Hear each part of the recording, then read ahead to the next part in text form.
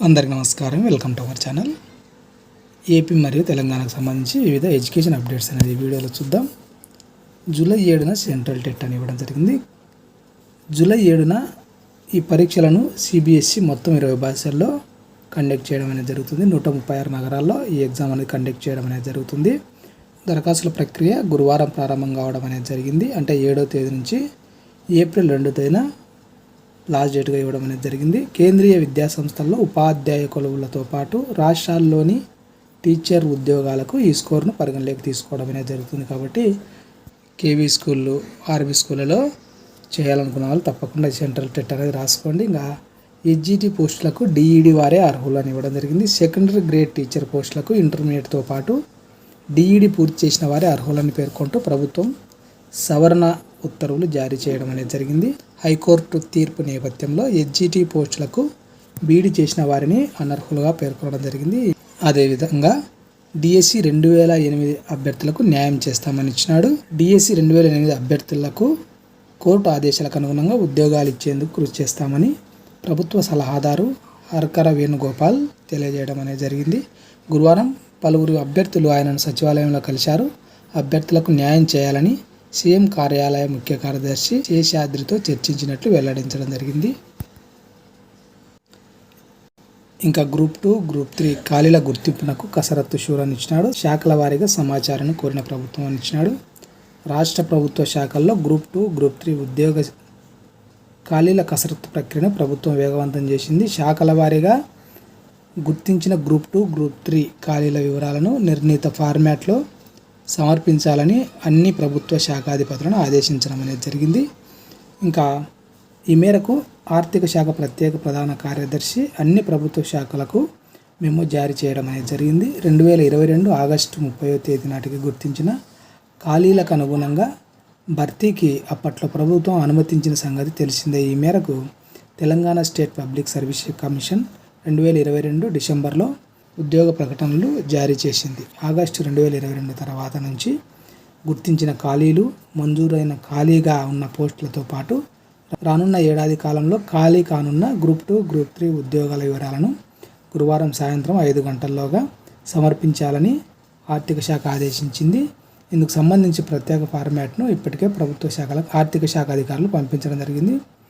కొత్త పోస్టులతో కొత్త ప్రకటనలను ఇవ్వడం జరిగింది. ప్రస్తుతం టీఎస్పీఎస్సీ గ్రూప్ 2, గ్రూప్ 3 ఉద్యోగ ప్రకటనలు జారీ చేసి వాటి భర్తీ ప్రక్రియకు సంబంధించిన చర్యలు వేగవంతం చేసింది. గ్రూప్ 2 కేటగిరీలో 783 ఖాళీలు ఉండగా వీటికి సంబంధించి అర్హత పరీక్షలను ఆగస్టు 7వ తేదీలో నిర్వహించనున్నట్లు మనకు తెలియజేయడం జరిగింది. అదేవిధంగా గ్రూప్ 3 కేటగిరీలో 1388 ఖాళీల భర్తీకి గాను ఈ ఏడాది నవంబర్ 17, 18 తేదీల్లో అర్హత పరీక్షలు నిర్వహించనుంది. తాజాగా ఈ 2 కేటగిరీల్లో ఖాళీల గుర్తింపునకు ప్రభుత్వం కసరత్తు చేస్తుంది. డైరెక్ట్ రిక్రూట్మెంట్ కింద ఖాళీలను గుర్తిస్తే వాటి భర్తీకి ప్రత్యేకంగా నోటిఫికేషన్లు ఇవ్వనున్నట్టు సమాచారం.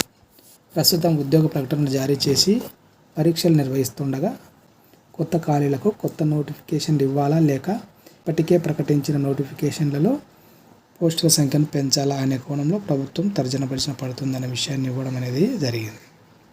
తెలంగాణకు సంబంధించి 15 నుంచి ఒంటిపూట బడులను ఇచ్చినాడు. ఉదయం 8 గంటల నుండి 12:30 గంటల వరకు తరగతులు. ఏప్రిల్ 23 చివరి పనిదినమని ఇచ్చినాడు. ఉత్తర్వులు జారీ చేసిన పాఠశాల విద్యాశాఖ కమిషనర్ అని ఇచ్చినాడు. రాష్ట్రంలోని అన్ని పాఠశాలలు ఈ నెల 15 నుంచి ఒంటిపూట బడులను నిర్వహించాలని ఆదేశించడం జరిగింది.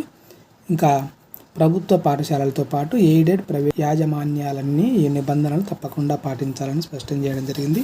ప్రభుత్వ పాఠశాలలో మధ్యాహ్న భోజన పథకాన్ని 12:30 గంటల నుంచి అమలు చేయాలని, పిల్లలకు మధ్యాహ్న భోజనాన్ని అందించిన తర్వాత ఇంటికి పంపించాలని నిర్దేశించడం జరిగింది.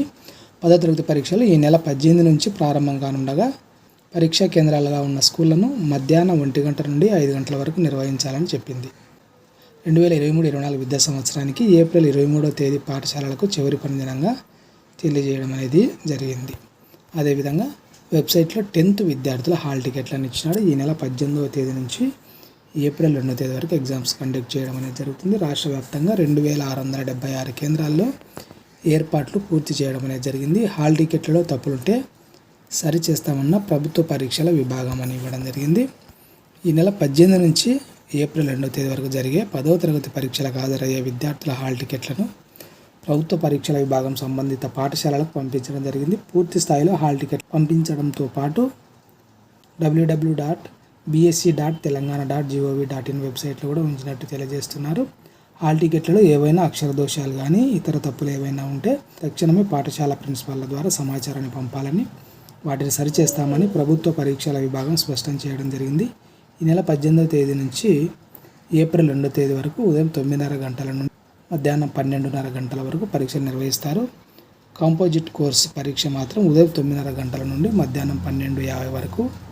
సైన్స్ సబ్జెక్టు పరీక్షలు 2 భాగాలుగా నిర్వహిస్తారు. Part 1 physical science, part 2 bio science పరీక్షలు ఉదయం 9:30 గంటల నుండి 11:30 గంటల వరకు వేర్వేరు రోజులు నిర్వహిస్తారు. 10వ తరగతి పరీక్షలకు రాష్ట్ర వ్యాప్తంగా 5,08,385 మంది విద్యార్థులు హాజరు కానున్నారు. వీరిలో బాలురు 2,57,952 మంది, బాలికలు 2,50,433 మంది ఉన్నారు. రాష్ట్ర వ్యాప్తంగా 2,676 కేంద్రాల్లో పరీక్షలు నిర్వహించేందుకు పాఠశాల విద్యాశాఖ అధికారులు ఏర్పాట్లు పూర్తి చేయడం జరిగింది. పరీక్షా కేంద్రాల్లోకి సెల్ ఫోన్, క్యాలిక్యులేటర్ తదితర ఎలక్ట్రానిక్ పరికరాలను అనుమతించారనే విషయాన్ని తెలియజేస్తున్నారు. పరీక్షలు రాసే విద్యార్థులు, విధులు నిర్వహించే సిబ్బంది పరీక్షా కేంద్రాలను ముందుగా పరిశీలించుకోవాలని అధికారులు సూచించడం జరిగింది.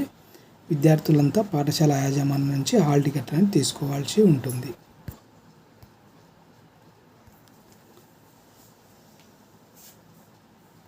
అదేవిధంగా 173 పోస్టులకు సింగరేణి నోటిఫికేషన్ ఇచ్చినాడు. సింగరేణి సంస్థలోని వివిధ విభాగాల్లో ఖాళీగా ఉన్న 173 పోస్టుల ఇంటర్నల్ భర్తీకి యాజమాన్యం గురువారం నోటిఫికేషన్ విడుదల చేసింది.